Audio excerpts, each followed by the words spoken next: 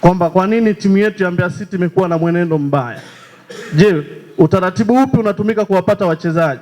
Lakini pili, labda ni usimamizi umekuwa mbovu, kwa sababu kila mwaka sitakuwa tunanusurika kushuka daraja, kwa sababu meya yupo hapa atuambie kwa nini timu yetu imekuwa inafanya vibaya. Kama imetushinda jiji, turudishie wananchi.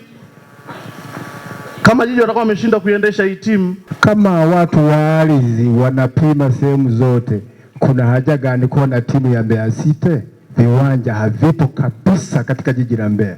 Kuna haja gani kuwa na timu ya Mbeya City au timu zozote au vijana pa kucheza mpira?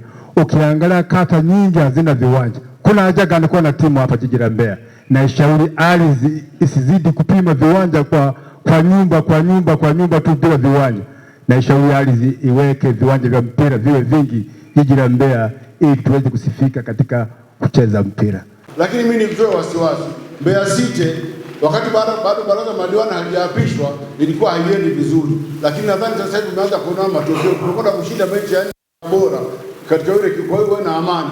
Mbeya City inabaki ligi kuu, mwenyewe mzee nimerudi, mzee wa kumwaga fedha Mbeya City nimerudi. Kwa hiyo mheshimiwa, wewe poa, wananchi mpoe, Mbeya City tunabaki ligi kuu na tutaendelea kuchakaza. Na yule ambaye kasema swala la uwanja, tuna uwanja wetu kwa pale tunaweka karibu 7 iwapi nyuma mwezi pale. Ule uwanja tunakwenda kukarabati na tunajenga academy kwa ajili ya Mbeya City. Kwa hiyo wananchi mpoe, muendelee kuomba Mungu, Mbeya City inabaki ligi kuu. Na vigogo kama kawaida tuendelea kuwaonesha kwamba sisi ndio Mbeya City.